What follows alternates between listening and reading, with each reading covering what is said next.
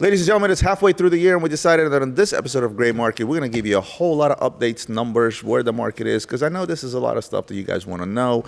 We're going to have a chat with Adrian as we normally do, minus the whiskey, and we'll bring in other salespeople to tell you what it's really like in the watch market. Remember, transparency is our thing, so let's do this. Are we actually going to have a chat, or are you going to chat and I'm going to sit here and look pretty like I usually do? Probably. Just so everybody's aware. What are you wearing? Subtle flex. Very subtle. What are you wearing? 1103 NTPT, Richard Mille, on a Velcro strap, and may I say how comfortable this is? Sometimes a little too comfortable when you have a $500,000 watch on your wrist and you don't even know it's on there. Alex, can you bring me something a little more substantial, please? No, I'm kidding. Why? It matches the I'm outfit. kidding. I've been wearing a lot. This IWC a whole lot. It's comfortable. It's smaller. It actually fits my wrist, and it matches my outfits. F1 race this weekend. You got a lot of those outfits. I didn't realize how much shopping you actually did. I have all the. I lost you there for 2 hours, and now I know why. Yeah, I did buy a few shirts, but yeah, I've been wearing this IWC. By the way, if anybody out there that's watching is able to get me the actual strap that the drivers got, because the ones that the drivers were wearing that had like the AMG logo and the Team Mercedes and all the sponsors on the strap. No, I'm good with this. No, but thank you, I appreciate that. That's new. That was a joke. That's new. This has been getting a lot of wear time, surprisingly. Yeah.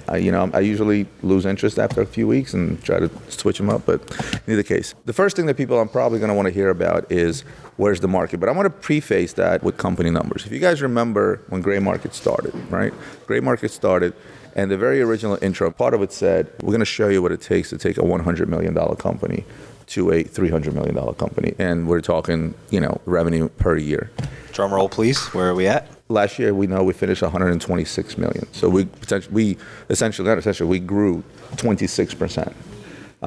My modest goal for this year was to go from, let's call it 125 for ease of numbers, to go from 125 to 145. Because as you start to progress, it's a lot harder to grow at the same rate, especially, last year was just a phenomenal year. It was just a year that it was a hell of a growth rate. This year, as of 6 months, to date, we're on pace to do 158 million. So we give a round of applause, everybody here? Thank you, everyone. Now, mind you, what we haven't had our Christmas season yet, and we are 2 months into a recessionary environment? No, we just got past the last month, which was bad, below average. Once the dip happened, everything kind of stopped. This month, believe it or not, I hate to boast, but this month, as of today's the 30th, right? So essentially the month is over. Well, we still have tomorrow. As of today, we are about $600,000, about $550,000 off of our best month ever this year. Mm-hmm. And this is June, it is summer, it is post-dip. As we speak today, the Jordan set is not sold. It may be sold by tomorrow. If that happens, we will have a record month. Let's talk about the jewelry helped out, so shout out to the jewelry guys. Yeah, jewelry helped out. We had a show. We had a show in Vegas. They had a really good show. It had $1 million plus show, $2 million plus show, which actually helped a lot. It helped the margins as well as the revenue. Okay, so where are we at for half the year through? First 2 quarters. So half the year through, we are at $78,908,000. So we're well on our way. Yeah. I will say, though, that the first quarter of this year was the most insane business I've ever seen. Well, if you mind you, the 2 shows that we did in January, right? They were both record shows, both the Antique Show and the IWJG show. We did over $5 million in revenue at a show. We never do five. We've done $5 million in revenue. Those were the Hong Kong shows, which are long gone. Which, by the way, Hong Kong lifted they shortened the quarantine now, so maybe we'll actually make it back to our Hong Kong office. Oh, I can't wait. Let's talk about the market, right? As of a month and a half ago, 2 months ago, we saw that, right? That slowed down. The what? Followed by a dip, right? And I personally have compared that dip. People ask me that question 40 times a day, and I compared it to the Dow, right? If you look at all the popular stocks in the last year and a half, 2 years, as the market has been kicking ass, all those stocks that were overvalued took a 20 to 40% hit. Compare that to watches, specific models for not as bad. You could say the Dow, S&P over the past bull run has pretty much equalized at this point. Watches, yes, they've come down on the blue chip models, what they call That's what I'm Daytonas, Royal Oaks. But if you look at them on a graph over a year or 2 year period, they're still significantly up. Of course. Question for you then, percentage-wise. If I looked at watches as a whole, think about watches that we sell, right? Percentage-wise, what percentage of those watches actually took a dip versus the ones that stay stable? Take everything that we sell. I don't even know. How much of that? I mean, think about, we did this exercise with our inventory, right? We sold, okay, we identified inventory that we know we have to take a hit on because the market dipped on certain of those models. If you remember that, we carry about 30 million in inventory, and the amount of inventory you came up with. 75% of the watches that we hold on hand usually fall into that category of the hype models. 70%. But the thing of it is, it's not like it was across the board. You know, you have certain Rolex sports models that didn't even move. No, I'm saying usually if you take our stock, 10 pieces in stock, 7 of them are the hype models. 3 of them are not. When this happened, what we ended up doing is Adrian literally downloaded all of our inventory with images into a report and went one by one, identified those that we have to lose money on. That number, if I stand correctly, came out to $2.6 million, did it not? Sorry about that. Right, which means, but that only means that that's only about 10% of our inventory. That's why I'm putting it in percentages. But if you look for us, but if you look at the market overall, if you look at all the brands out there that are selling, if you take the watches that actually took a dip. There's only 2.6 million of them because that's what was left over from the hype models. All the other hype models just happened to sell. We got to the point when I was making the list, there was $2.6 million out of inventory that was just sitting ducks. Would it be fair to say that 20% of that market has dipped and the rest stays stable? So is the question you're asking if you take every single watch model? I'm just trying to show. I'm trying to show a clear picture to the people as to whether, because everybody's under the impression that the entire watch market just took a dump. No, that's so which percentage took a dump? That's what I'm asking. 20%, probably even less than 20%. If you take every model from every major brand ever produced and you line them up, it's probably under 20%. Because think about it, it's a few key models: Nautilus, Aquanaut, and modern stuff, more or less, right? Nautilus, Aquanaut, modern Royal Oaks, a few variations in between, and steel sports models, Daytonas, GMTs, Submariners, and even those didn't really take a hit. They took a small correction in a very short term, and they've kind of stabilized. The Daytona was the one that really. I think that's really in steel, platinum as well, and rose gold, yellow gold, oyster flex, two-tone, everything across the board. Next question becomes, where are we now? Do you feel like we're done, or do you think there's still room to go down? Because I am of an opinion that we are sort of hitting that floor now. Some models are still going up, some going a little bit up, some are going a little bit down. Now it's starting to do one of these things. And do you feel that we're done, or do you feel there's still room to go down on certain things? I absolutely think there's room to go down on a few things, and it's across a couple of key models, and I'm going to point them out again. It's the stuff that is mass-produced, that's been out for quite an amount of time, and that brought a significant, ridiculous premium over retail. Like a 5980 Rose. I'm going to use a stainless steel Daytona because it is the most recognizable watch. It's the most popular selling watch. So at a $13,000 retail watch that's been out since 2016, that's 6 years. This watch has been in production. Now at the top it hits 60,000. That's crazy. That is crazy. Because it's not like something that's rare or not available. They're stockpiled between ADs and between the gray market. So what happens was it just like any other market, via watch market, via stock market, or any other market, it's bad behavior and greed that causes stuff like this to happen. Yeah, for you guys that think that ADs don't have Daytonas and you have to wait 3 years, if you could make them open their safe in the back, I guarantee you they'll pull out 10 Daytonas because they stockpile them just the same, and they'll either sell them in combination with something else that's more expensive, or they'll wholesale them to guys like us at a high premium. Can I blame them? No. And the only reason we say that is because I have first access to, if somebody's coming in to sell a watch to us, right, from the public, I will see certain patterns of stuff coming in, right? As before, it's almost like Rolex produces things on a conveyor belt, and everything is boom, shipped out at once. So it's very true. If you watch the market, all of a sudden there's a lot of sky dwellers in the market, and they dry up. Two-tone Daytonas, and then they dry up. Submariner dates, and they would all come in just bunches. In your opinion, where are we now today, July or June 30th? Do you want me to put a number in terms of margin, how much percentage more down it's going to go? Look, at the end of the day, these watches will never be at the retail price levels anymore. Let's say, for example, today, tomorrow, Russia leaves Ukraine, China opens back up, the United States economy has a stabilization point, inflation is more or less contained, interest rates are contained. I think that right here at this number is where things stabilize. Okay. Until that happens, I still think there's a lot of room for it to drop because there's just too much inventory out there. Well, China has opened up. We know that's going to take 2 to 3 months. We know we're in the summer months, so we know that collectively that's going to, keep the market down a little bit. What everybody wants to know is where's the bottom, where's the top, right? There's always a panic period when things get a little shaky. When they stop. Yeah, when they stop, there's a panic period. That panic period happened, so a lot of people that were holding merchandise that needed liquidity already sold off that inventory. Because we saw, let's say, a Panda Daytona go from 60 and drastically fall to 55 to 50 to 45 to 40. The drop has stopped because a lot of people have liquidated, and there's not as much inventory out there anymore. What do you think the effect of what we like to call Corona dealers is going to be? Because you're going to have a lot of guys that got into this business over the last 2 years that have disappeared off the face of the earth.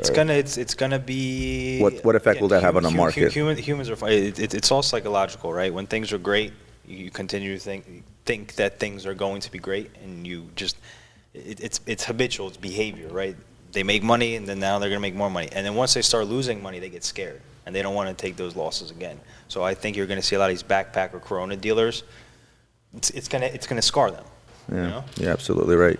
And then you start robbing Peter to pay Paul. I've seen it happen back in 2008, and I've seen it happen numerous times. So I think that that in itself is going to have a positive effect on the market. It's going to have a positive effect for guys like us. For guys like, and I think for guys like the audience. And the reason for that is because you guys are going to be able to come out here and actually start buying pieces at fair pricing, because majority, 95, the reason these guys are going to be falling off here, and a lot have already fallen off, and I've seen it, is because 90% of them were selling stuff to each other, and 90% of what they were selling was sports Rolex and hot models. So you got guys out there sitting on steel Royal Oaks that got up to 80 grand that today are $50,000, right?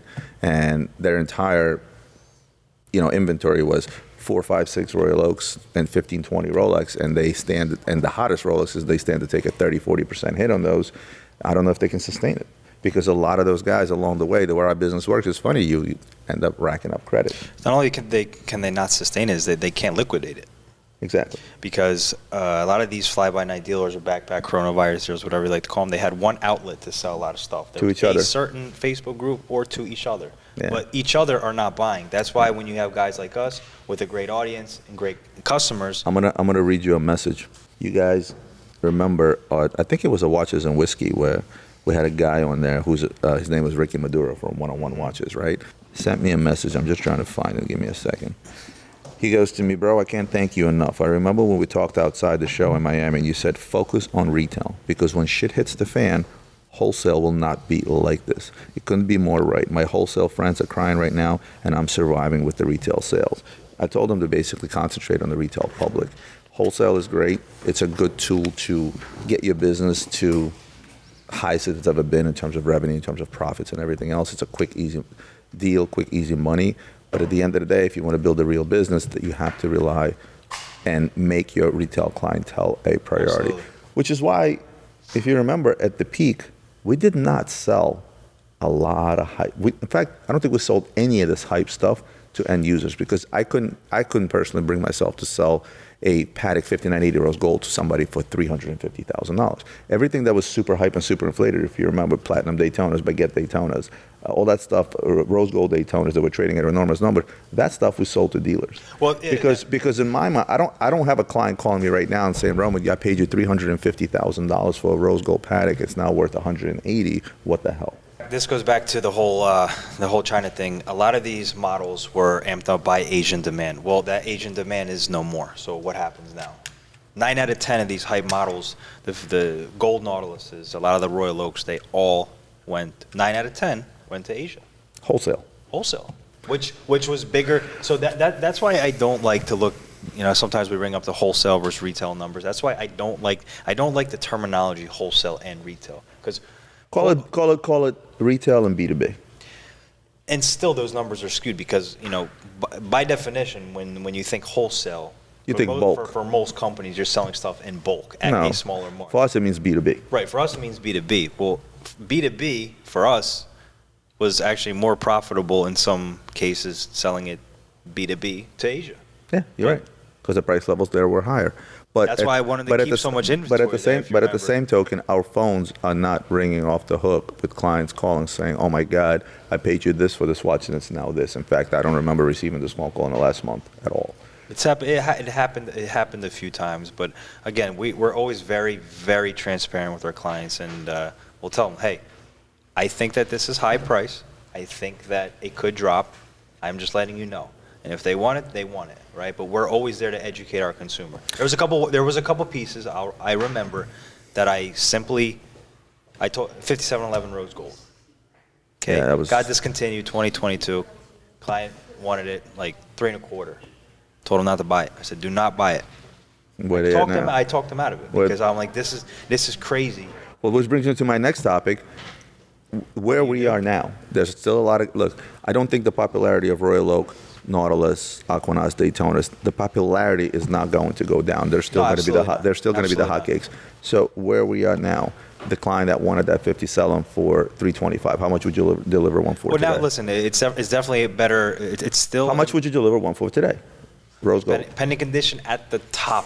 Let's say today at the top of a really nice example, it's going to be almost 300. Let's call it 280,000. That's for like a brand new example, 2022. And I still feel that is expensive. If you go through the hot models, Daytonas, Steel, Rose, Platinum, Oyster Flex, Royal Oaks, 15400, 15500 non-chronos, chronos. Oh wait, I'm sorry. What did I say on 5711? 280? No, you meant the 180. Well, about 200 at the very top. Very top. Right. Yeah. So 300 versus 200, 350, 325 versus 200. We're not talking 5980. So again, I'm going back to the hot models, Daytonas, because people out there still want to buy them. Of course. We still have them in stock. We still sell them every day. So 5980. Let's go Daytonas, Steel, Rose, Platinum. Let's go Royal Oaks, non-chronos, chronos, even the anniversary pieces. Let's go Nautilus. Let's go Aquanaut, both Rose and Steel. Yep. At which point, because people still want them, is this a time to buy them? It's important. This goes back to that thing. Timing. Let me rephrase. Because right now we're at a point where, in our industry, and I've seen this happen before, just as quickly as the stuff goes down, it jumps back up just as quick. Not as quick. It happened in 08. It stopped. It went down, and then but that was different. That was a freaking crash, right? But in a matter of 9 months, prices were higher than they were. We're going to be at a tipping point where they're going to go, oh shit, and they're going to start jumping back up because you have guys going to jump in. And the reason I think that is because more and more people are proving me wrong. When I say watches is not an investment, I mean, there's a whole article that came out on Bloomberg, which is a great article that literally talked about these things. We're now at a time like never before where these things are being considered a true investment, a true asset class. A store of value, et cetera, et cetera. So now you got big guys out there watching. I think it's only a matter of time till you get hedge funds involved that are going to start be buying up these key pieces, be it rare vintage stuff, be it modern stuff, and just holding on to it. There is like a legitimate hedge fund.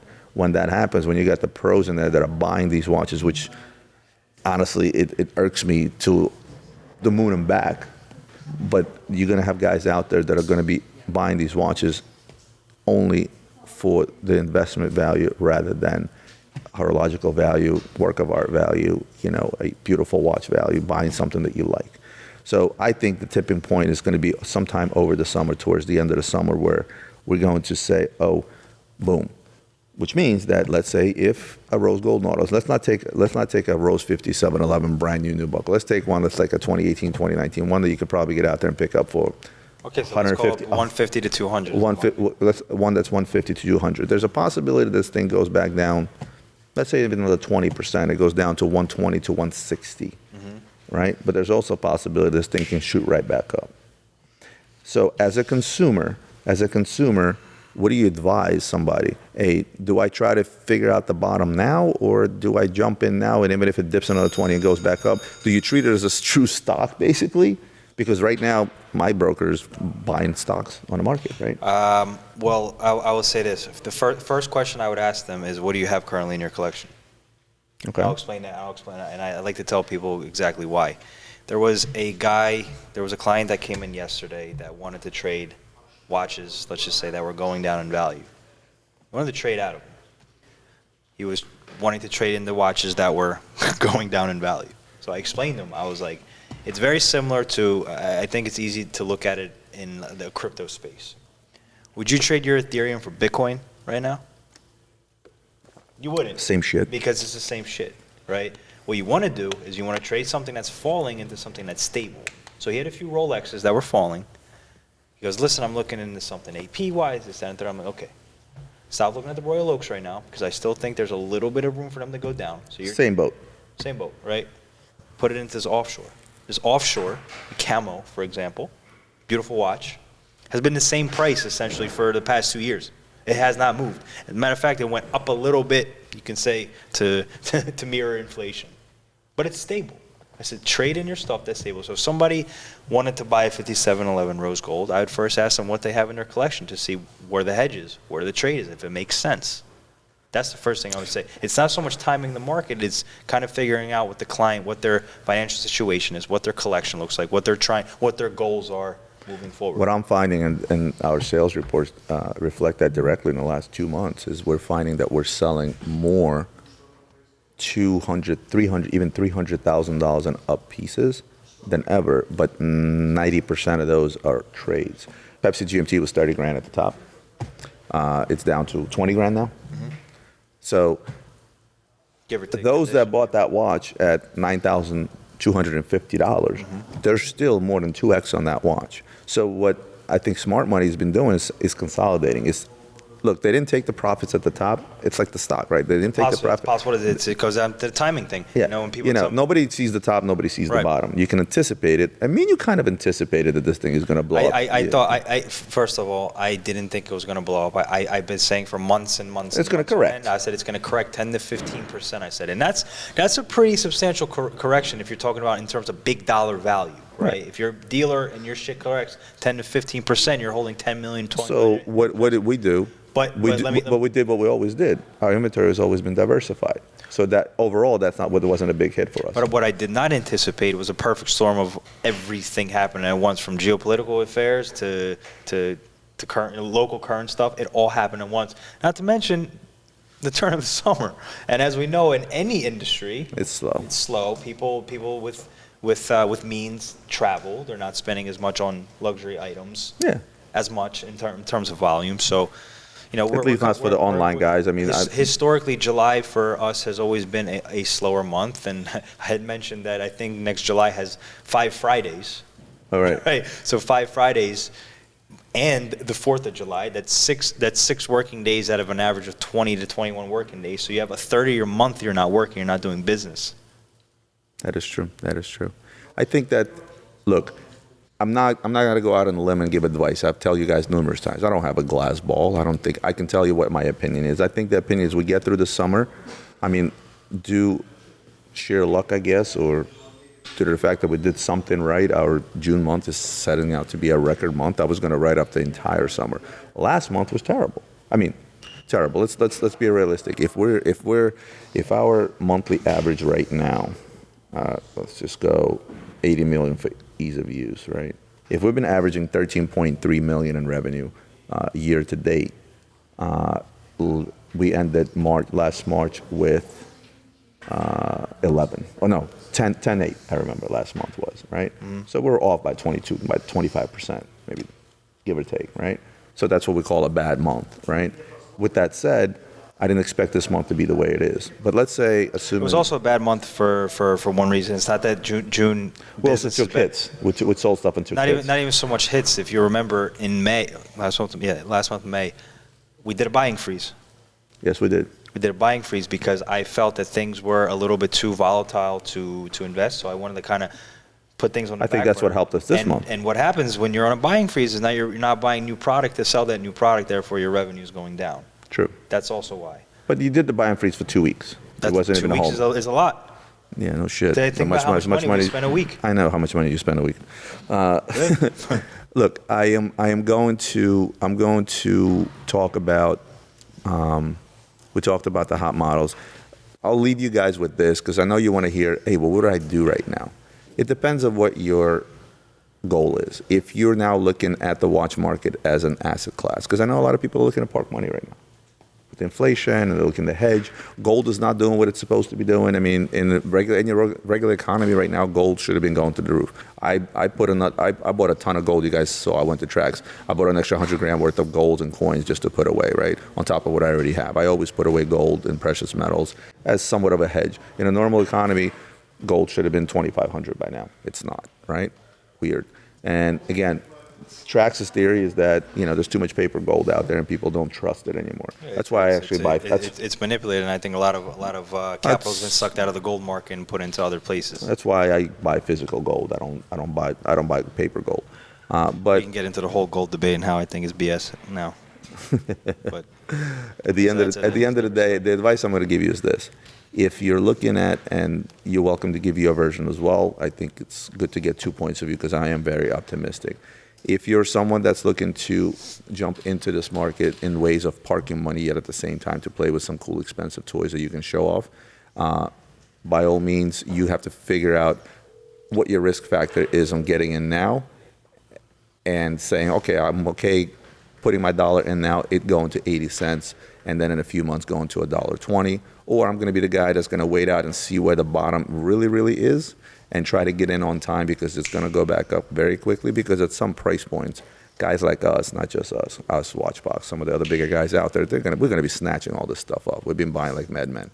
With that said, or if you're simply the guy that buys what it likes first and foremost, you don't care about the value, you don't care for this watch as an investment, you just care for it now, you just simply say, hey, look, I've been eyeing XYZ watch that I felt was just way overpriced, and now it has come down enough for me to feel that price is reasonable, then by all means get out there and buy what you want. So if you have to give that advice, because I think that the number one thing people want to hear is, am I buying, am I selling, what am I doing? Give them that one final advice. The one final advice I would probably give is, and I do like to tell people a lot of the time because this game, this watch business has become, I almost feel like I've gotten like a broker's license and I have a fiduciary responsibility to my clients, whereas that was never the case before. It went from a passion, hobby, flex type of thing to investing, right? Yep. And I'm always happy to help, right? But I try to turn the focus back into, again, if you're buying something and it's going up in value, obviously that's always great. Feels great. Nobody wants to lose money. But I try to tell people, go back to what got you into watches in the first place. Stop thinking, because when you start thinking nothing but finances, it takes the fun out of it. 100%. So I agree with that 100%. Go back to the passion. What got you into this in the first place? Because for the longest time, we've been in business for 19 years. I've been in business for 12.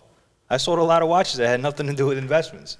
People loved watches, and people will continue to love watches. So my number one piece of advice is educate yourself on something else. Stop buying the same Rolex they trust. Buy something of equal value. Buy an IWC. Educate yourself on the product.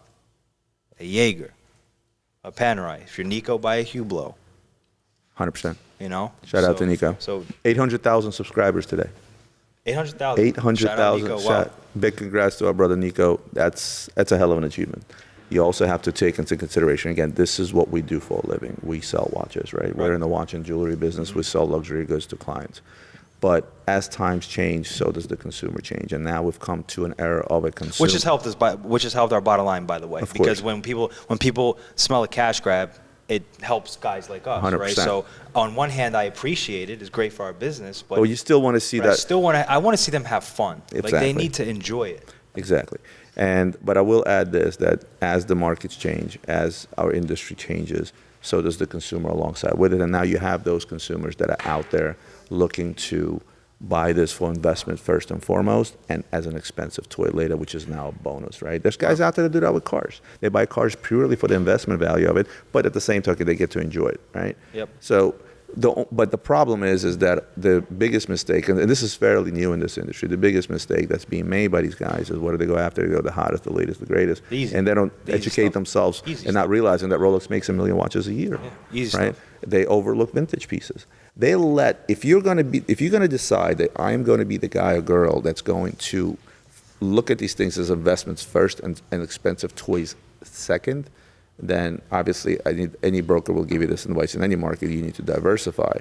But secondly, you have to take into consideration the education aspect of it. Just like you would research any stock.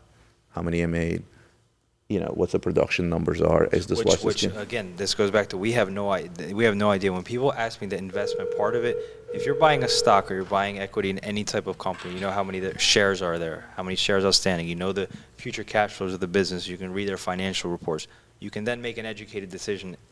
Is this a good company for me to invest? Well, this is why we're at value? advantage. Whereas, not really. I don't know how many. We are, because we have data. What? Because we have data. No, I don't know. I don't know how many Submariners Rolex is producing. Hold on a second.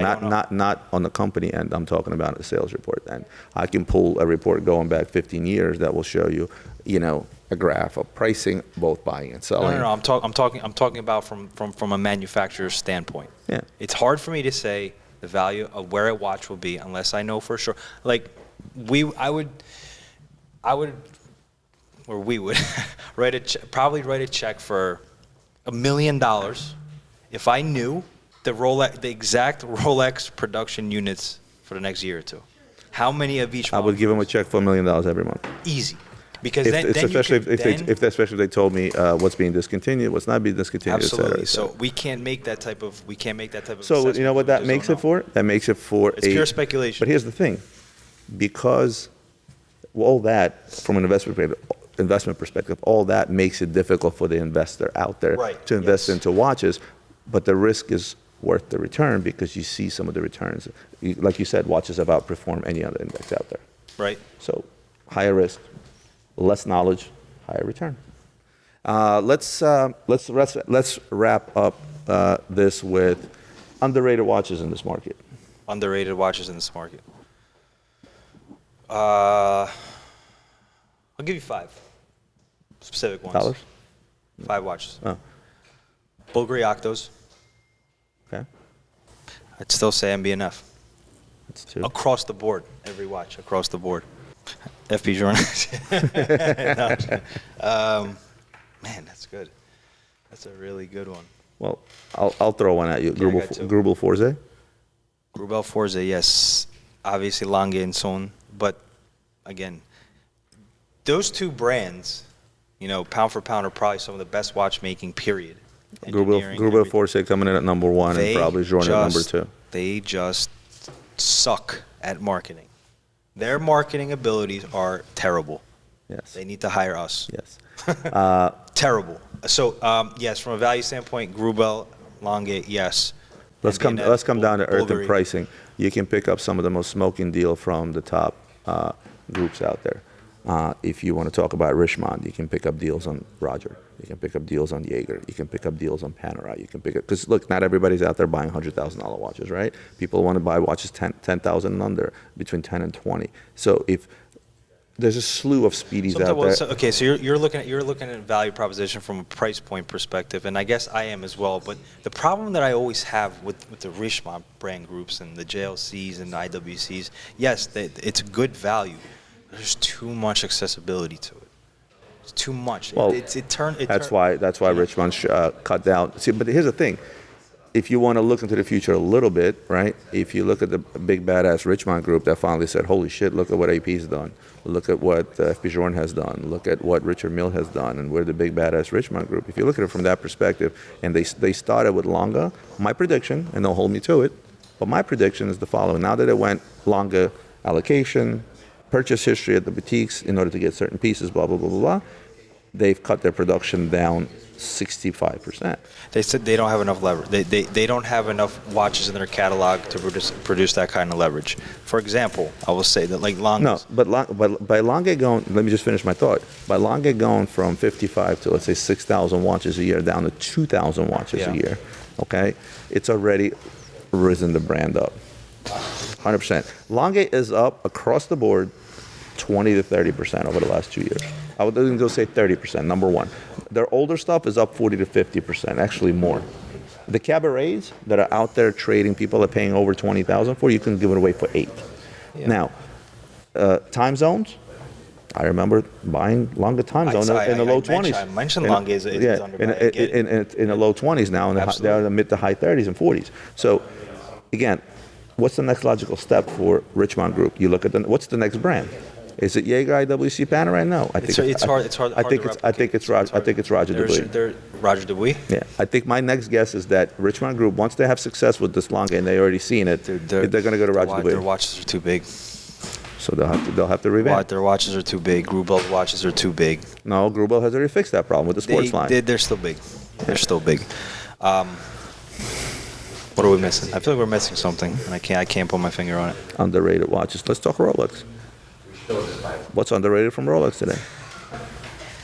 I think Rolex is in a good place. I think they have a perfect dynamic of the demand and the supply. I'll tell you what I think is underrated from Rolex. People don't realize just how rare and how little they make of the high jewelry models, the Daytonas, rainbows. Well, what do you mean? Why are they underrated? Because if you look from a monetary perspective, if a full pavé rainbow Daytona at the highest was up to 800,000, 850. Full pavé, okay. Yeah, 850 was the top. 800, right now there's 650. Yeah. I feel that's underrated because the tiger eyes, the baguette, the sapphire baguette Daytona. So 6x over retail. I understand, but I think for somebody that wanted to buy that, it would be a good thing to buy. Like we're looking to buy those and we can't. Right. I don't think that's the exact value. What are you looking to buy right now? As a head buyer here, I mean, I know it's not always in control. You know, the inquiries come in. Indies, and BNFs, the Bethunes, and constantly educating myself on these brands. Okay, outside of Indies, because that's a very small niche market. What are you looking to buy today? There's nothing, there's nothing specific. When things are on the up, you're always looking for something specific because you know it's selling and you're constantly trying to chase that dragon and find yourself. I'm looking for nothing in particular right now. Okay, what are you not looking to buy right now? Submariner dates, enough, and enough date just. Would it be fair to say that? Would it be fair to say that you're buying right? What you're not buying right now is directly related to what we have in inventory. Okay, here's what I am looking for back then, and what I'm still looking for now. Older Richard Milles. Yes, that hasn't changed. 5s, 10s, even 29s, 2s, 3s, 4s, 1s if anybody has a 9s. If anybody has one.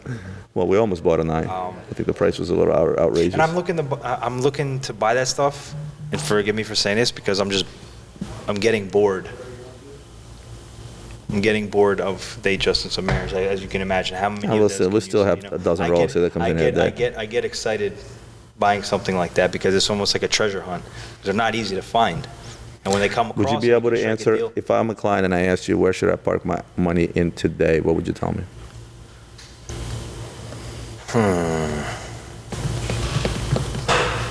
I'm not going to give you a specific watch, but I will say anything. First and foremost, something that's discontinued. Rare, discontinued. That's where you park your money. A, B, whatever you like. Rare and discontinued. That's fair enough. I would add vintage to that. Well, that falls with discontinued. That stuff that they do not produce anymore.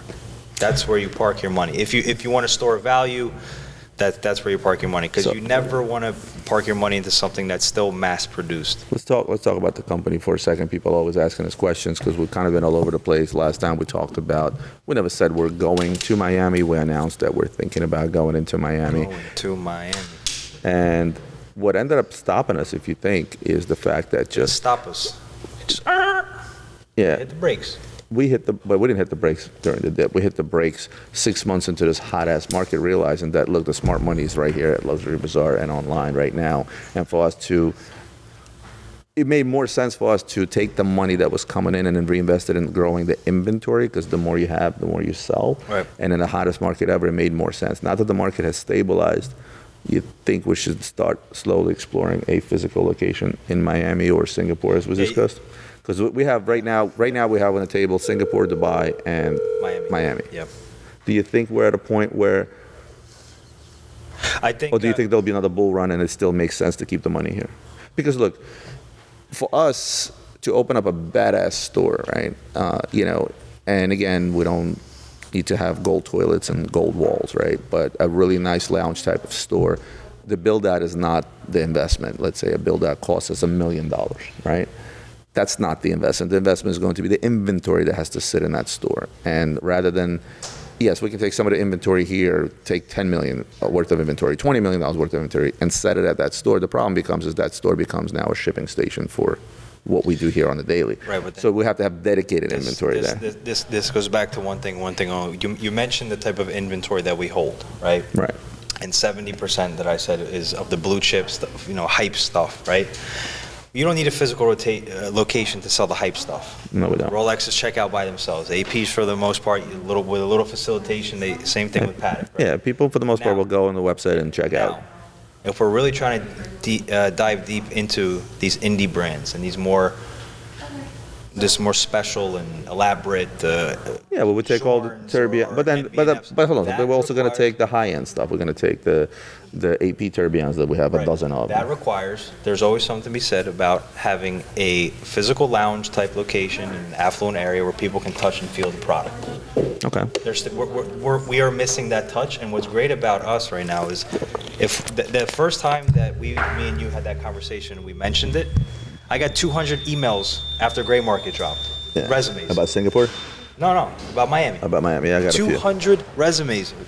I didn't ask for any resumes. So it's one of those things, if we build it, they will come.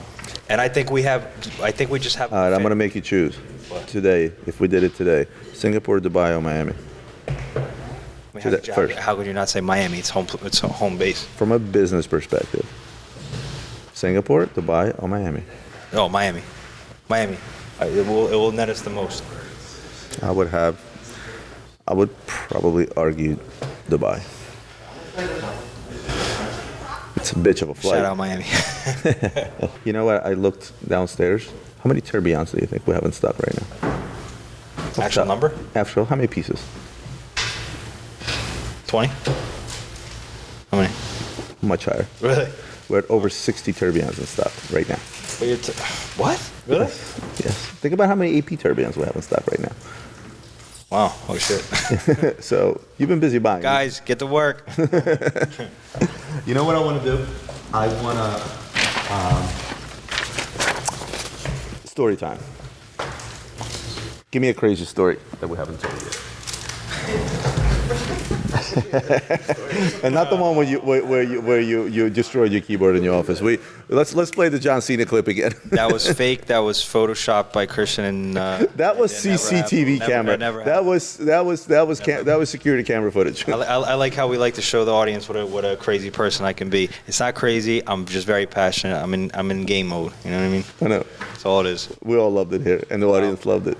Listen, it's good to you have to listen. We promise to be transparent. Unfortunately, we promise to be transparent. Unfortunately, I have the craziest stories, and they never make it on the gray market for confidentiality purposes. I mean, we're going through one right now, and I'm not allowed to talk about it. Yeah, we can't talk about that one. Yeah. Can we tell the kid's story? Which one? The Russian kid? Oh. Ooh. So we'll. Oh, listen. All right, so. We can. Yeah, let's talk about it. It's public knowledge. All right. Yes. So yes. I don't know if you guys have had a chance to find if you guys had sit down, Gary, please join us. You can take your sunglasses. Yeah. Take your sunglasses off too. Can they wear sunglasses? No, you have to put on your headphones though. Put on your headphones. Okay. All right, so we're gonna tell you a story. Go to Super Speeders Rob's YouTube page, and he made a couple of videos about a certain individual. Starts with a Dan, ends with lesson, and he will he tells a story of this kid. Well, guess what? Adrian picked this kid up as a client. Do you want to take that away? I mean, I can't really get into too much detail, but let's just say that this was the first time that in my life, that I really came in contact with a quintessential con man, professional con man, that not only tried to con us, but actually conned a few people that I know that I thought were unconnable.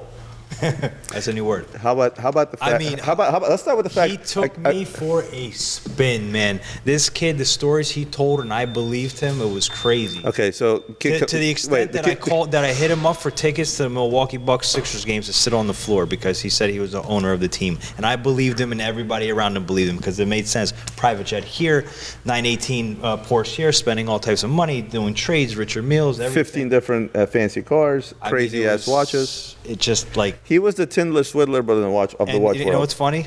There will be a Netflix series about it. I guarantee. The you. funniest part about this is he was in our office when we were doing a trade. And keep in mind, like he didn't sell anything fake. He wasn't really out there trying to get us. I mean, we were doing legitimate transactions with paper trails and invoices. Everything was good. He's a client. Yeah. Acted in good faith. And we were sitting here having lunch. It was actually right after me and Jess watched the Tinder Swindler on Netflix.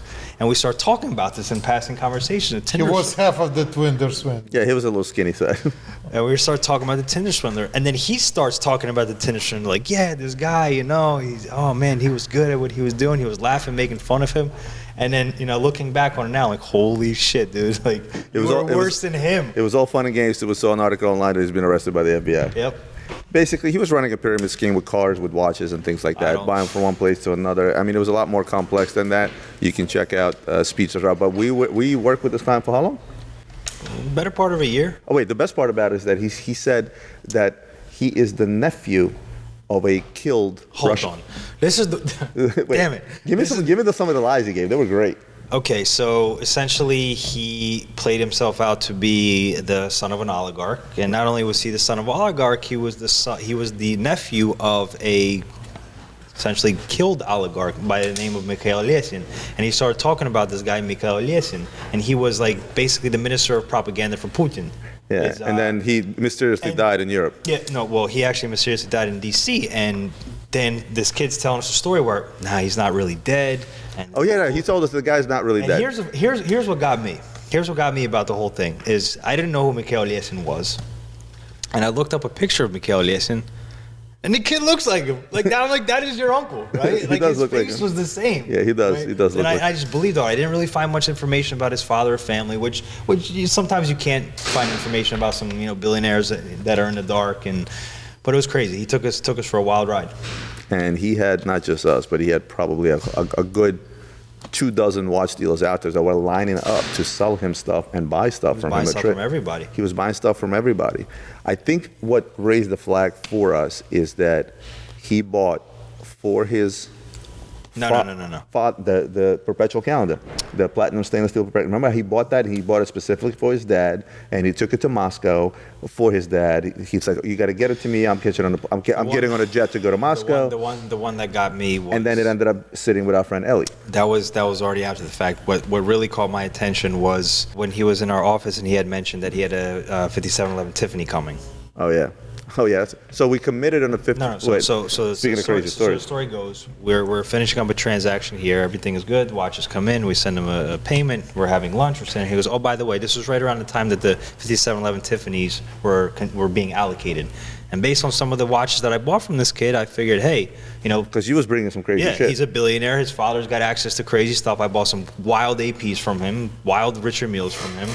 So he's like, yeah, I'm gonna get Tiffany's come, this, that, and the third. And I was like, listen, I don't want to talk about this Tiffany yet until you have it, because as we know, a watch of that magnitude that just brought $6.5 million in auction. Ooh, can I tell the favorite excuse? Don't tell that part. I want to tell that part. Go ahead. So for a watch that just brought $6.5 million in auction, it's a blind item. We don't really know what they're worth up until they start hitting the market. So I said, listen, when you're ready and you have the watch in hand, let me know. Okay, a couple months go by. We have a colleague of ours out of Europe that wanted to purchase the watch. I said, I think I may know of a live one. So I reached out to this individual, and he said, yeah. Don't say his name. It starts with Dan, ends with lesson. He goes, yeah, I have one. My father just got allocated one. Actually, as a matter of fact, he got allocated two. Okay? I mean, Not a far cry from being the owner of the Bucks. One he wants to keep, one his father wants to keep, and one his father wants to sell. Okay. So I'm on Instagram, and I see him at the Bucks game wearing the 5711 Tiffany. So On the floor. Something, holy shit, he actually does have one. I call the guy. We're in Miami at the time at a trade show, antique show. He's in New York. I call him, Dan, I have a serious call for 5711 Tiffany. He goes, how much? I'm like, well, where are you right now? Because he was always back and forth in New York, Miami. I was like, I'm at the antique show in Miami. What are your plans for this weekend? He goes, oh, funny enough, I'm actually coming to Miami. I'm like, all right. He goes, I'll be there tomorrow. Can you get me into the antique show? I'm like, sure. Flies in the next day. We get him into the antique show. We sit there. We start discussing the deal, the terms of the deal, because it's obviously a very, very sensitive watch. And he's talking about this watch. And 6 hours later, we come to terms on price, both from our client and price from him. He's acting like he's calling his dad to make sure the price works, make sure the terms work, everything, this, that, and third. Okay. The next day, this was a Saturday. By Monday, we had a wire in our account of $600,000 as a deposit, invoice and everything. Now, mind you, this isn't something we would ever normally do. Normally, we want to have the watches in hand, but we develop a relationship with clients. This is to the extent we developed a relationship with this kid. We developed such a relationship with him. We've done, as we were doing business, that him having it in hand was the best, same as us having it in hand, and that's why we took the deposit. Not only, but I also saw a picture of him wearing it. Yeah, exactly. Too. And based on the business that we've done and some of the stuff that he's bought from us and we bought from him, brand new. Keep in mind, brand new from the boutique. It makes sense that his dad has this allocation. Right. Make a long story short, I go, Dan, I need the watch. It's always funny if we're selling a watch to a billionaire on one end, and then there's a billionaire we're dealing on one end, and then you have myself in between. You know, yeah, that was just great. an average guy, right? The billionaire over there wants his toy yesterday, and the billionaire over there doesn't care. Yeah. So you have to kind of figure out in the middle how to make this work. So sleepless nights. Make a long story short, Dan says, okay. The billionaire on the other said, I need this watch by a certain date. Okay, let me see if I can make that happen too. It started with the pictures. Huh? It started with the pictures. First, we asked for a picture of the watch to show the guy with like a date. Okay. And can I tell my favorite excuse that he gave when he couldn't provide the pictures? Let me. This is what got me. So anyway, we're going back and forth. The guy needs a watch in a couple of days. I'm like, Dan, listen, he already sent me a deposit. I was like, give me the watch. I will fly personally to Switzerland to make this deal happen. Okay, yeah, I'll get it for you. It's in this safe. Then it's in that safe. I'm sorry, it's in my dad's safe in London. Oh, I'm sorry, it's in my dad's safe in. The excuse was they couldn't figure out what safe the watch was in. in. A $5 million watch in, and at that point, I'm like, something doesn't. You don't forget things like that. And then thinking the second thing that warned us is like we were starting to catch him on some things, and when he was talking some lies, and like he was telling stories of how big badass he is. But the one thing that got us is we sold his father a perpetual calendar, stainless steel platinum bezel. It was a rare vintage watch, and he was rushing us on it. It's like, listen, I got to get this watch to Moscow. I'm flying out to Moscow to see my dad. This is when you can still fly back and forth. And blah, blah, blah, blah, blah. We sell him the watch. And 3 days later or 4 days later after he was begging us, I need it for my dad's birthday. He's got some event. And we see it at another dealer's showcase. A day later. And at that point, I'm like, and that's not a watch that you can mistake. You know, sometimes exactly. maybe it's a different one. No, we asked. Because we know the dealer that he was working with, and I knew for a fact that was his watch, and I called him out on it. And he tried to come up with some cockamamie story, and at that point... And that's when we started to think, wait a minute, maybe he needed that watch to close a hole at another dealer. And that's when we kind of stopped and cut our losses, and that was it. And then luckily, a friend of ours in Florida, I'm not going to mention names, mentioned what he actually does. Yeah. And then at that point, we're like, holy shit. Yeah, he was running a scam with cars, mainly fancy cars, but where there are fancy cars, there are fancy watches that can come into play. I can easily trade a watch for a Ferrari nowadays, and with that said, it's... 24 years old, man. Brilliant. Brilliant. I can't wait to see for the story to actually pop once they actually release what he actually did. If he only put his mind into the proper direction, he would have been very successful. So, Alex, who's the YouTube channel that has the videos about him? Super Speeders 𝗏𝗏. Yeah, Super Speeders 𝗏𝗏. He was actually friends with him. He scammed an insurance company. Yeah. He bought an LFA for Yeah. He what? He bought an Lexus LFA for $3,300 from the back. Yep. Yeah, his main scam was cars, but then where there's cars, there are watches. I'm going to bring in, I want to talk to Alex and Gary. I want them to tell a crazy story because they've been in the business longer than you have lived. So if you don't mind letting Alex sit down for a second, Adrian, I want them to tell us a crazy story. They want to hear your stories, Dad. Дай Sasha says, Adrian. The crazy story is when we met Roman. The stories that I heard from Alex and Gary in the last, it's been 10 years since we've become partners. I can easily say that we have 100 years of combined jewelry and watch experience in this company. Tell me a crazy story, Alex. No, but like Gary said, the craziest story is when we met you. Besides that. It goes without saying. And we became crazy. I don't know. It's just Gary, There was a give me lot an of Atlantic City story. Atlantic City. Sure, why not? A crazy one. So Gary, your start of the business was you had a pawn shop in Atlantic City, right? What about you? You had a shop in the city in Philadelphia. He started with a store in the city, Philadelphia. He started with a pawn shop in Atlantic City at the age of 20? 20. Yeah. Give me a crazy story from AC. he used to lend me money. Me being a general gambler, he used to lend me money when I wasn't down the shore. But he didn't charge me interest because he was a degenerate gambler himself. I charge you interest. You did? Of course. You just didn't know about it. I'll get it back. Give me a crazy story in the jewelry world. In the jewelry world, well, the jewelry You have world, to be crazy to be in the jewelry business. So, And have to have a sense of humor. No, watch business is worse than jewelry. Yeah, I guess you're You right. have to be. You have to wear bulletproof underwear. The numbers are bigger. The numbers. Listen, we had a lot of crazy stories. Jewelry business changed completely. How do you see the jewelry business changed? I mean, obviously the internet changed it 180 degrees, but it did that for every business, not just your jewelry business. But what are some of the biggest changes you see today versus when you guys were starting out, besides computers? business was completely different. There were no terms. You bought something, you paid for it right away. You sold something, you got paid right away. So Today, the jewelry wholesale business is all based on terms. Listen, we used to buy deals unseen. Like somebody would call us, the people we used to deal with, good people, they would call us and tell us, we bought a deal for $300,000. Your cost is $360,000. and he would say, I think it's for I you. think it's for you, you'll make money. One time we bought a big deal, like 4,000 or 5,000 pieces without even seeing it. How much money was it? It was $240,000. And when was this? Over 20 years ago.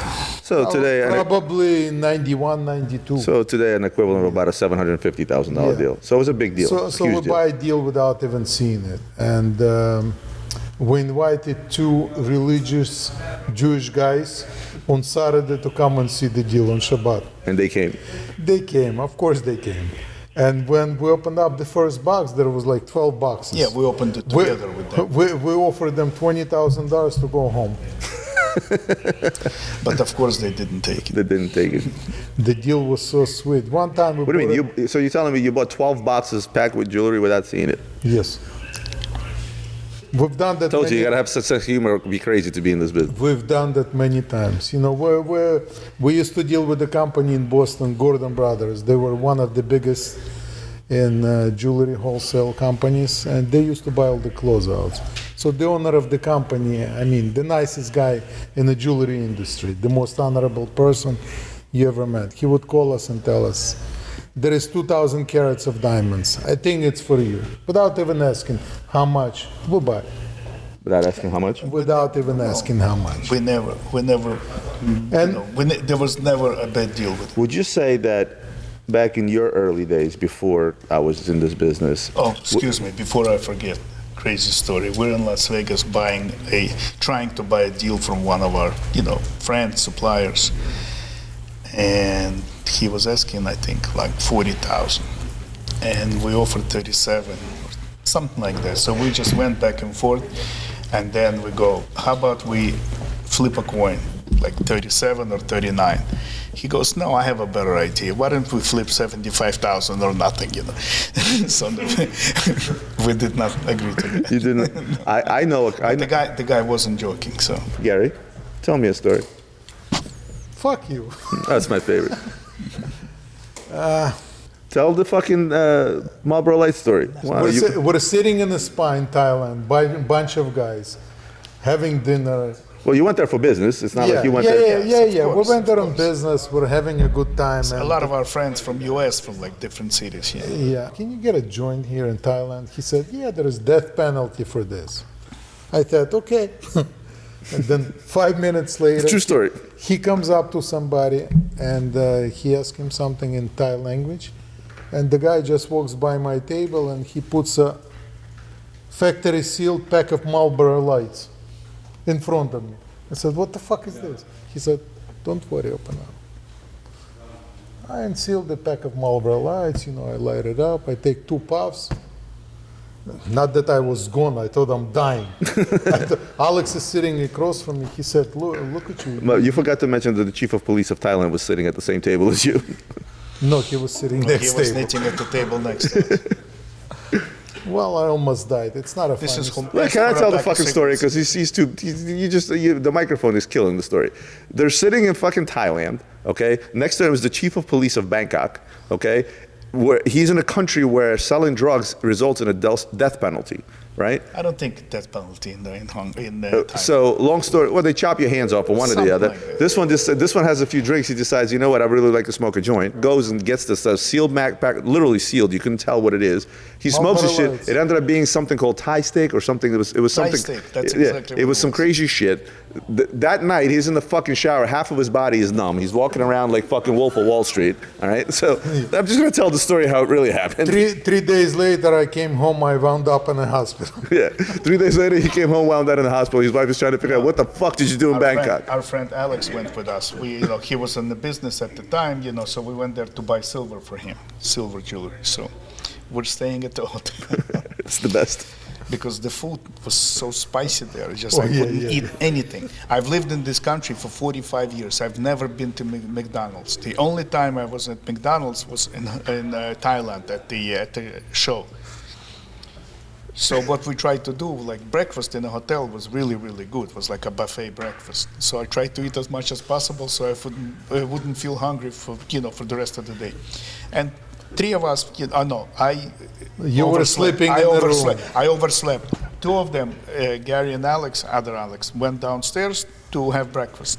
So they go grab some stuff, sat down, eat. So Gary then gets up. This is the other guy, Alex, telling me the story. Then Gary gets up, goes to get some more stuff, sits. There was another white guy sitting in the plate, sits across from him and starts eating and talking to him in Russian. And the guy all of a sudden, he like, and Alex is, sitting in the corner laughing his ass off. Gary's telling the Thai story to a guy who doesn't even fucking know. With the time difference and all this BS, we were just constantly sleepy. So, I was still fucked up from 3 days ago. that's another possibility. Yeah.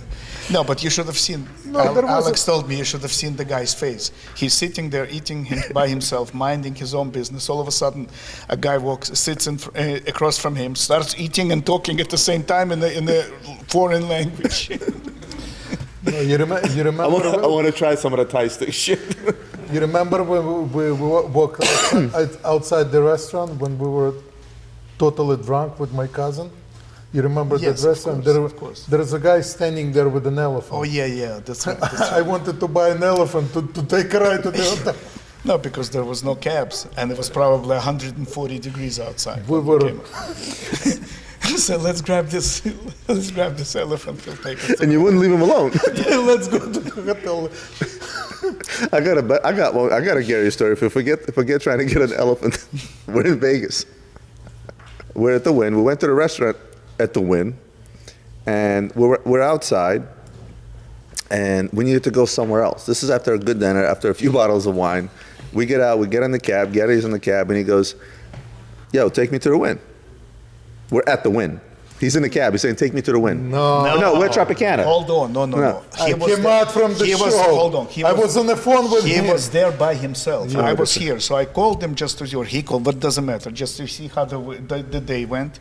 And as we're talking, he gets inside the cab and tells the driver, "Take me to Tropicana." Oh yeah, the show was at the He Tropicana. came out of Tropicana and tells the driver, "Take me to Tropicana." The Tropicana. He The looks driver at is him- arguing with him He like, looks at him like he's done. No, he didn't say. He said, "Don't worry about it. I'll take care of you. Just go." "Just go." He took him around the block, charged him $20, and Gary, get out of traffic again. This is the ADD, like, you know, the HD ADD, high definition ADD. You know? Roman, you remember the story when we went to the Chanel store to buy my wife a bag? Oh, I got a good one for you. So, badass Gary. But that has nothing to do with the jewelry. But it's a good story. It's funny, I just want to show you guys how entertained I am by my business partners at all times. We're at the Wynn now. We're finished with the show. Yeah, this is a good story. We're finished at the show, and the Wynn and Encore, they have the beautiful promenade where they have all the fancy stores, and our wives were with us. So Gary decides, you know what? Let's take a walk, maybe buy something. Let's go into Chanel. Maybe I'll buy my wife a bag. He walks into Chanel. It was my daughter's wedding. No. I wanted to buy my wife a bag to take it to his daughter's wedding. So we go to the store. He's looking for a bag. And he comes in, he's like, she finds this tiny little bag. He goes, this is nice. And he goes to Tiny Chanel bag. Tiny Chanel bag. And he goes to the salesperson, how much is it? She goes, 27. Tell him the story right. I'm sitting there, it was before dinner. Oh, that's right. I went there with my wife, you went next door. Yes. And I was waiting for you in the store. I'm sitting like a big shot there, I'm holding a cigar, and I asked the guy, how much is the bag? He said, $28.50. I said, okay, we'll take it. I throw a Black American Express on the table. Big We'll better. take it. They bring him champagne. And He's allowed to smoke a cigar in the store. This guy, he's dancing, dancing in the rain. He's running around the store. Making dancing. circles around Gary. And he said, you know what, I have another bag. It's even prettier than this one. There is only 2 of them in the country. I said, okay. How much? Same price. No. He said, 27. no, it's little 27. cheaper. I said, I'll take this one too. Then he takes the credit card. He said, this one is $28,500. I said, what? So Gary heard him say $28.50, $2,800. That's what he said. $2,850. So when he told him the other bag is slightly cheaper, I was like, fuck it, I'll take 2. When he goes to ring up his American Express, he goes, all right, so this one is $28,500. It's like, spits his fucking cigar out, puts the champagne down. He's like, I'm sorry, how much? Mr. Badass, right? His wife is there. Mr. Badass goes, well, now I'm starting to look like a chump. I guess maybe I should buy you this one bag. His wife almost killed him right there in the store. He put the champagne down, put the cigar out, and walked out. And if he didn't look, they would have ran his Amex for like 58 grand. All right, we're gonna close this off with some numbers from actual salespeople and how they did this month, and for them to talk about real quick what they've been buying and what they've been selling, and then I guess we'll finish this off with that, right? I thought when you mentioned numbers, I thought you wanted to talk about our age. No, that's not Okay, talking. good. Guys, thank you very much. My young partners, as I like to refer to them, sometimes they get a little camera shy and microphone shy. They're not used to doing podcasts. They learned how to send text messages 6 months ago, so it's tough. With that said, I did want to close this off. It's one thing me and Adrian talking about numbers and throwing out both numbers out there. I think it's good for you guys to get a preview from the actual salespeople that can talk about, let's say, this month. This month has been a great month for everyone, including sales. I'm going to start with my worst salesperson, Alex, if you can come up here. I'll give you the bulk numbers. I'll have Alex talk about it.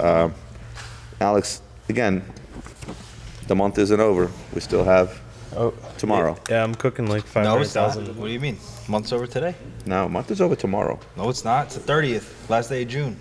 Oh, But I'm still cooking deals up. I'm working have- on like $500,000. No, you literally have about an hour and 6 minutes. Alex works you better 24/7, in perfectly case do you that. didn't know. Yeah, but but if the sale- Alex printed out his own report that said a little bit over $1 million in revenue. I'll hand you your report. That's yours anyway. And give me some highlights. What are people asking for? What are people looking for? Like, what were your standouts for the month? A lot of trades. A lot of trades. I was actually surprised because of how many people wanted to trade instead of just buy. Well, you're still new in this, and you haven't really experienced a market like this before either. This is true, but mostly Rolex.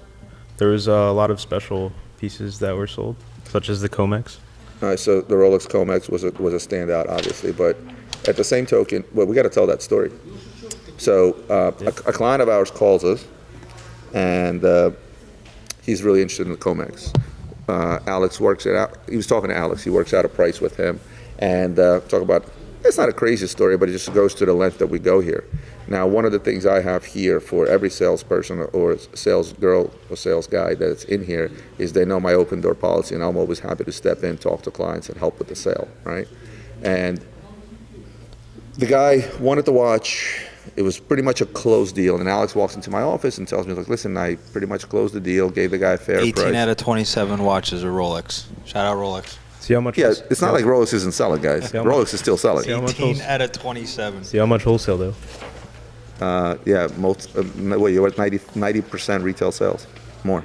Yes. So, look, so Alex comes in and he's like, listen, Roman, I'm a little lost. You know, I feel like there's still a deal to be done, but I don't really know what to say. Could you help out? And he explained a situation where the gentleman pretty much committed to the watch. You know, he said, listen, I want it. It's a good price. And then he called him back the next day and basically said, listen, there's an auction coming up in Phillips where there's another Comex up for sale. And he already had put a bid in. And he already put in a bid. And he's saying, listen, if you don't mind, I would like to hold off if the watch is still available after the auction, because I would prefer to have this one if I can get it at a price. Alex tells me the story, I think about it, and I was like, you know what, let's get this gentleman on the phone. The biggest reason, and I'll tell you in a second. So this is what I tell the guy. I said, listen, I said, what in your mind, what is the number that Comex Rolex going to fetch in auction? Rather than that, what is an acceptable number for you? Now, ours was $130,000 that we sold to him for. Yes. I said, what would be an acceptable number for you to buy the other Comex Rolex that's in Phillips? Now, I did mention that there was a key difference between the two. The other one that was in auction was more expensive because it was the older model. It was the 5513 or 14 for the Comex. But it didn't have any paperwork or any of the cool stuff that we had with ours, right? And I said to him, what is your target price? What is an acceptable price you're willing to go up to in auction? And he said $145,000. I said, you know what? That's actually a good number. I agree with that number. Me personally, I would want to buy it at around 130 to 135 mark to make my margin. 130, I told him, right? So for you paying 100, that's what I would charge you. If I would have bought it for 130, I probably would have sold it for about 145. So I thought about it. I said, I'd like to make an offer you can't refuse. And he said, well, what is that? I said, I'm going to sell you my Comex for $130,000, as you agree with Alex. I'm going to ship it to you. In 2 weeks, when the auction comes, if you buy your watch at $145,000, you've gotten to play with our watch for a couple of weeks, you return it for a full refund, and obviously pay for the watch you win in auction. I also told him that my thought is that watch is going to be, in the very, very least, at 160,000, with a possibility of going to about 200,000 all in after all the bids and this, that, and the other. And the question came up, why? And of course, I before he had a chance to, I think, even ask me, I said, I'll tell you exactly why, to be fully transparent, is because we want you as a client. This gentleman has never bought from us before. I think he saw the Comex on one of the gray market videos or something, and, yes. And I said, I want you as I was very honest. I said, we want you as a client, because guys that buy rare watches in six-figure numbers that have never bought from us, we want those clients. We want them just as much as the guys that have never bought an Omega from us. It's literally the same thing. But any new client, basically, I said, any new client out there that reaches to us and we're this close to closing deal, we know you want the watch. What I don't want to see you lose that watch, because at that point, there was 7 of the guys were inquiring about that watch. That watch was going to go. It wasn't going to last 2 or 3 weeks before the auction. And the gentleman did wire the same day. Yes, he did. He could not refuse that offer. He wired the same day, essentially. And we overnighted the watch, and when the auction came, the watch fetched how much? I think it was $250,000. It went over $200,000. I don't know if it was $250,000, but it went over $200,000. But either way, I mean, he actually texted me maybe 4 days after he got his Comex, and he said, "I'm not selling this. Yeah. Said, I'm not giving this back. I'm retracting my bid, and I'm keeping this watch forever." But I think that it was cool how we were super transparent and told him we basically want him as a client, and I was willing to freeze up $130,000 for, I don't know, 3 weeks before the auction or whatever it was, yep. and take that chance just to land that client. But highlights. What are you seeing? Okay, obviously Rolex was, something that stood out. What else stood out this month for you? The 5980. 5980 that I sold. So this client, I met him like when I first started selling, and he always wanted a 5980, but it was never like It was out of his reach. It was out of his reach, right? Especially with the market being so hot, and it only got even more hot over time throughout this whole year. And I think he started buying like a date just off me, and then it went to a GMT, and then it went to some other stuff, and we got that 5980 in that needed a little bit of work, and it was fairly priced. So I sent him a picture of it, and I gave him the offer, and Well, he said, send it to me as is, I don't care, but we're actually servicing it for him. yeah. So he just wanted the watch. I mean, that was like his all-time watch. That's what he has always wanted, and luckily it came around at the perfect time, and he's actually on his honeymoon right now. 5980 gray dial, that is, in stainless steel, by the way. Gray dial, stainless steel. So shout out to you. I guess it goes back to what me and Adrian talked about earlier, where some guys, if at the time that I say he was inquiring about the watch, it was already expensive. Let's say at 140,000, and it goes all the way up to 200. It just gets further and further away, and now all of a sudden, it takes a dump and it goes back down, and he pulled the trigger the minute that happened. So there are guys that are doing that out there.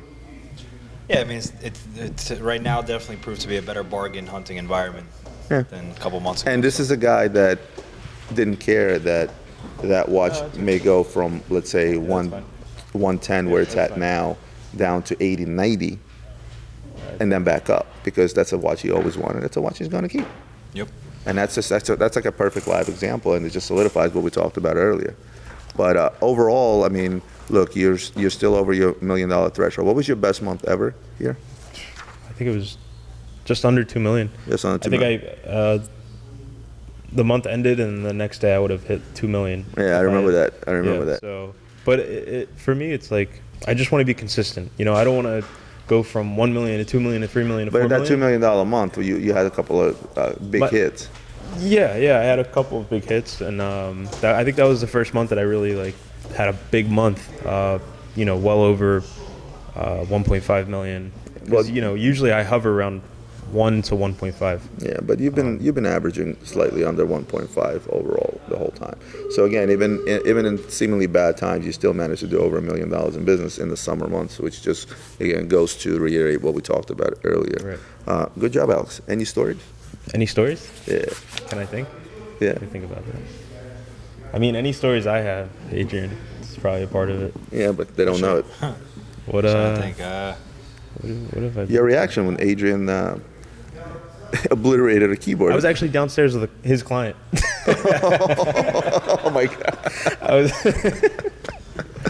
I was like, take care of him. It's better off I don't see anybody. Wait, the best part about it is I didn't know any of this happened. Adrian comes down as he's about to leave in absolute anger, and it was like a switch. Adrian walks in, he's very cordial to the client, obviously, and I had no clue any of this happened. So I walk upstairs, I walk past Adrian's office, and there's just Shattered pieces of keyboard melted on the ground. I was like, "What happened here?" There we go. I was lucky that the remote control was not in sight, because that shit would have went right God. through the TV at that moment. Oh yeah, so as soon as I saw that, I was like, all right, well, I should help him out and clean this up. So I cleaned it up, because I didn't want keyboard to be all over your floor. Thanks, if man. people walks around, But yeah, he got mad at me. I didn't even know that until now. I wasn't mad. Well, Alex, thank you. I'm gonna bring on Sabina. Where's Sabina? Sabina, you're up. By the way, just when I thought I couldn't hire a person that could be any quieter than Alex, Sabina came to work for us. Hi, Sabina. You want to throw your headphones on so you can hear us? This noise. Hello? Hello. This sounds very strange. Microphone. Sounds good. Just bring it up a little bit. Alex is shorter than you. Sabina, quick update on Sabina. Started at customer service. Now we're here. Slowly transitioned to jewelry sales, and then in turn watch sales. I guess the funnest time you've had in the last month or two was having to study with Gary. How's that going? That's lovely. I think he kind of hates me. Show us that he doesn't I hate you. can't ever tell, because sometimes he's so, It's a cultural thing. Friendly. I wonder where I get that from. But no, yeah, it's great. I love, sitting in Gary's desk. just like learning all the new When pieces. this whole thing started, it took her about 15 minutes to get herself to walk into his office, right? I think she was like scared shitless. But I think after a few sessions, I'll give you a little advice. I'm 31. He's obviously been my father my whole life. I can't really think of a time that he's actually taught me something more than me having to figure it out for myself because I was scared scared to death of him. Yeah, that's So exactly what he does. it's probably too. a better way to go about it, Yeah. figuring shit out for yourself. But he doesn't bite. He barks Yes. a lot. how is the watch sales part of it? Because in the last month you picked up significantly. You're I think at the end of the month you're going to hit about a little over 300,000. Sold an RM yesterday. How about Oh, that? so We it's just gonna more. Sweep that under the table. Oh, yeah, Sold an but RM? she doesn't wear. I can't like cut a tie. You know what I mean? Like Oh. she doesn't wear ties. Boy, So congratulations. So yeah, Sabina did sell. Congratulations. So where would that put you for the month? I think about like profit-wise. No, not profit. Just revenue. revenue. Total sales. I don't know. I know it's like a little with the RM. It's a little bit over. It's about over 400,000, around $400,000 total revenue. And mind you, she's been selling watches for All right. a month, maybe two. You never judge a book by its cover. When Alex first walked in here, and he was the quiet, shy type, couldn't put two words together, always had his eyes down, awkward to make eye contact and stuff like that. Sabina's always made eye contact, but she's always been also the quiet, shy type, right? She's always smiled. Like every time I would ask her 3 questions, and the answer was always no words. She just smiled as an answer. It was But- me thinking. Yeah, she smiles, thinks, and then gives a slow, low voice answer. She But still leaves sticky notes on my desk. yeah, I know. She's still afraid of agents. I remember this when she first started. I'm like, I saw her walking into Adrian's office with a bunch of sticky notes. I'm like, Sabina, what is this? She's like, it's just some questions I have for Adrian. I was like, what the fuck would you just ask him? She's like, I'm kind of intimidated a little bit. I'm just gonna leave him a sticky note. I'm like, are you fucking serious? But you know what? I got to tell you personally, when new people come in, I'm very optimistic. He can be a little bit pessimistic. Don't say pessimistic. I'm Pessimistic at times. And we obviously discuss new people, new guys, new girls, and stuff like that. And Adrian, same thing he said about Alex, and same thing he said about you. He's like, yeah, I don't know, quiet, not aggressive, not this, that, and the other. In my mind, I have a good read on people. Wait, did not throw me under the bus there, Roman. No, I didn't. I'm just saying how it is. Adrian. Now she's definitely not going to walk into my office. She's going to give the sticky notes to somebody else to give to me. Exactly. Just kidding. No, but I have a good read on people personally, right? And I knew this about Alex coming in, and I knew this about you coming in just the same, and all the other people that are actually here. Otherwise, you guys wouldn't be here, right? And the feel is that I figured, look, it's going to take a little bit of time to get comfortable, but once you get the feel for it, once you feel that excitement of those sales, like you sold a $90,000 Patek 2 days ago, Yeah. you sold a $80,000 Richard Mille, and once you start to get the feel for those things and the excitement that comes along with it, you tend to come out of your shell. Yeah, you may still be the shy, quiet type, but it doesn't really mean anything. I think, would you agree if I said that as you're starting to roll through and you're starting to see the numbers, you're starting to see the commission checks, you're starting to see the excitement of the sale, does that motivate you further? Oh yeah, definitely. Especially yesterday, I basically concentrated my whole day on sales, whereas usually I concentrate on CS and By the way, she does 2 jobs still. That's the sucky part about you come in. You still have to do all the monkey work, as we like to call it sometimes. It's answering inquiries, and we get how many inquiries would you say you go through a day? I mean, it's gotten so much larger now. I had it cleared out to 0, and we're at 100 again, DMs. So Yeah. So because what happens is we have a system where email inquiries come in, the inquiry buttons from the website come in, DMs from 7 different Instagram accounts come in, messages from LinkedIn, Facebook. It's all concentrated under one roof, and she's the first point of contact. Oh, and live chat. People leave messages on live chat, and then there's also a phone. So she does all that, and she still managed to do damn near $500,000 in sales. I'm gonna clap again. Yep. So, yay, Nina. Thanks to Nina, by the way, our best social media manager we've ever had, and hope to have her for a long, long time. Don't go anywhere. But let me ask you a question. I can truly say that sales for you has been maybe the last 2 months, like truly sales. Like Yeah. you really had heavy into it. Because you're also selling jewelry on top of that. yeah. At which point are you going to come to me and say, I need an assistant? to answer to do what the other job that you do. I mean, I'm ready yesterday. You want to set a number on it? I Sales would love number. to. Okay, so Yeah. so if we, Adrian, Yo. give me a sales figure for her over 3 months consistently to where we hire someone to help her with all the inquiries coming in and the phone calls. Just gotta hit the million mark. So the minute she hits $1 million in a month 3 in months sales, consecutive. Nick hasn't done She's that yet. got what? Nick hasn't done that yet. I have faith in her. Why you gotta put her No, down like we got to that? make it easier. Okay. Would you be fair to say $500,000 plus over 3 months consecutively? She gets another girl or guy. That's too like. Yeah, because she's like, you know what? She's gonna go and say, like, all right, give me all the watches over $500,000 right now. No, because somebody could call in and she could facilitate a sale for a $250,000 watch, right? Yes. And she can sell one more watch for the whole month. I tell you what. Doesn't require- I tell you what. Let's put a time limit on it rather than anything else. Today it's now June. Still June. About to be July. July. We have 6 months of this year left. Let's see how the rest of the year goes. Yeah. And let's say by the end of the year, now you know me. I'm the first one to help you with a sale. I'm the first one to hand you even my own personal inquiries to let you handle that. I've handed off a couple of pretty important clients to you that you've been handling, and you've done a wonderful job. And I'm going to continue doing that. Plus, we got that little bet going for teams, so I'm going to be doing more than that. So I think you're right. I think towards the end of the year, I can certainly see you just transitioning fully into sales. Okay. The difference between you and Alex, because when Alex came in, he was a marketing person. He was the Instagram guy, and he sucked at it. You're really good at what you do outside of sales, so that's the key difference. That's why he transitioned faster. So Alex, you're still here. We're gonna look at the end of the year, and we're gonna see how we can transition you fully into just a full-blown sales role, because you're doing 3 jobs essentially.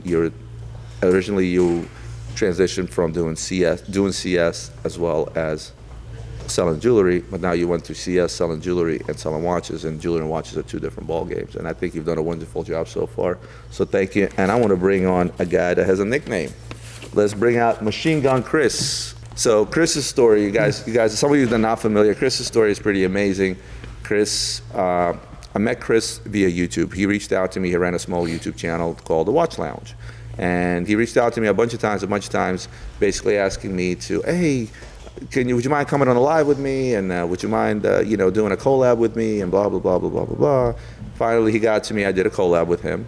And Chris at the time was reviewing watches that were, I guess, in a smaller price bracket. Tissot. You've He's reviewed- educated me on some stuff I have never heard of. But you were For doing sure. you were doing watch reviews up to I think $5,000. You've had some expensive pieces on there, but you did a lot of reviews on a lot of affordable pieces, and you had a little following. You had a good crowd. You still do. That followed you for the reviews that you've done, and you did a good job with that. I liked doing the live with you. It was cool. At the same token, you started hinting that I would love to get into the watch industry. I love watches. I'm passionate about watches, and I drive a forklift at night at Lowe's. And that lasted a year until I finally said, fuck it, pack your bags and come. And That was a loud car. Yeah. Alex, somebody stole your car, Alex. I guess your original job was assistant buyer to Adrian, because we had a big time gap where Adrian needed help. Adrian was 24 hours was not enough in a day for him to deal with everything, and he needed somebody. And you came in and you filled in that role fairly quickly. In a matter of literally 30 days, Adrian came to me and said, "This is the best thing that ever happened to me. I can breathe easy. Chris has taken a boatload of work off my shoulders." And then time has gone by, and you fit into that role perfectly. Then it became a bit monotonous, and Adrian ultimately decided that we want to now give you an opportunity to actually make some money and make some commissions and things of that nature, where you're not just a salary employee, right? Because at the end of the day, you didn't come here for a fun job. You came here for a career and a fun job, right? And since last month, we started where we transitioned. Well, not even, probably 2 weeks. Yeah, about 2 weeks. most, About 2 weeks ago, we decided that we have a new kid. His name is Marco. So now Marco is helping with the buying end of things to Adrian, and we transitioned you into sales, specifically wholesale. And I think No, not necessarily wholesale. What do you mean? He's in charge of the groups? Yes. He does retail-facing groups? yes. So, with that said, I just sold a 𝗙𝗏, by the way. Alright, so- Another 18. all right, so we got to add that to How short are you off the 500? About 17 or so. Damn, that Moser would have helped. All right, so 2 weeks worth of sales, right? Now, mind you, Chris also handles, we still do wholesale. So Chris handles the wholesale groups. He handles our wholesale group. He handles dealers. He monitors all the chats, looks what people are looking for. Chris is a workhorse. He's a workhorse. He He's just a puts his machine. head down, We call him Machine Gun Crease for a reason, because he's a machine. He sits I down. wish He's here every morning before all of you. And I see this because I come in early and I see him every morning. In fact, yesterday or today, I pulled up. He was standing outside the door. His key wasn't working or something. But Chris managed to, in the last 2 weeks, really, he is at $480,890, including the 𝗙𝗏. And to me, that's impressive as shit. And this is what I've always told my salespeople is that. Wait, that math doesn't add up. Because you Well, said you're 18,000 short. Yeah. Well, so the report Like says 17. $462,890. Oh, 462. Okay, I thought you said Yeah. 40. and then add the 18. And add the 18. So he's about 20 grand off of Yeah, 20 grand. $500,000, which is damn impressive. There's We no. got 41 minutes, Chris. I did make an offer on the legacy again. Chris, 41 tell minutes. me, because Chris's approach was always like that straightforward, dummy-proof approach. Give me the task, give me the 1 through 10, and I'll punch the buttons 1 through 10, and I'll get it done exactly the way you want it done. With sales, He's the Draymond, for all you basketball fans, I call him the Draymond Green of our Yeah. company. He does the dirty work. Consistency. Have you found now, how have you found the transition from buying, which can be pretty cut and dried, straightforward, making offers all day, communicating with clients just the same, but sales is a different ball game. How are you finding that now? It's definitely a little bit different, and I get to play with the watches a little bit more, which I like. That send pictures out to the group, stuff like that. So that's fairly fun for me. One of the biggest reasons you came over here is exactly that reason. He was a watch geek and still is, and a watch lover, and Every and single watch. With Kinda buying, like he didn't really get to touch and Can I feel pull a lot that of gold stuff. off? I kind of like that. Every watch. Every watch. But what I like good to about see, you it's is that good. when you do pick up a watch, you'll reach out to our kid 𝗏𝗏Marco or me or anybody else. You'll ask questions about the watch. You'll do your own research, because this is essentially what you've done before you went into this industry. But I think it's extremely impressive that we can take salespeople like Alex. I'm very impressed with his work ethic, but now he's gotten to a point where he's been here a minute. It's sort of a given. He keeps growing. Nick is doing the same thing. Nick is not here. He had to go to a wedding rehearsal of his cousin or something, right? And we'll go over Nick's numbers as well. But I am personally super impressed, and that's the kind of environment we have. We have the flexibility to move people around, to put them into new things, move them around into different things, and I think that's what makes us a success. Because at the end of the day, none of these salespeople can tell us that this is not a team environment. Everybody here works as a team. How are you finding the team? Because now that you transition to sales, you are reaching out to these guys. Yeah, I mean, everybody works great together. We all get along. No complaints there. It's more like a family atmosphere than a team, really. Any crazy stories? No keyboard. No crazy stories that I can think of. I think the funniest story that happened here is when our Canadian counterpart, Marco, was here, and he came up to Chris. He's like, "Chris, can you do me a favor?" He said, "What's that?" He's like, "Can you say run, Forrest, run?" Because Chris is from the South, obviously. Chris, go ahead, say it. Just do it. Run, Forrest, run. There you go. And that Marcus started giggling like a little baby. It was the funniest thing. On but that note, I have to run. I gotta go. okay, see the guy well, downstairs. I guess let's wrap this up. Look, I'm gonna give you Nick's numbers and we'll wrap it up. And I got Nick sitting at. He did print it out. He didn't total it, and I'm not adding these numbers up. But I know Nick is nearing that $700,000 mark this month. So he's also had a good month, and everybody's had a good month. I am going to wrap this up by saying, look, guys, we weren't here to tell you, oh, go out and buy, or go out to sell, or the market is crashing, or the market is correcting. We're here to tell you what the market looked like as we see it, right? Both from my perspective, the head buyer's perspective, the salespeople perspective, a few stories in between, which I hope you guys found entertaining. But this half-year mark was meant to give you that update, to give you a good sense of, from our point of view, not to guide you one way or the other, but at least tell you how it is. Let you guys draw your own conclusion. I hope this was helpful, and we'll see you next week on Gray Market.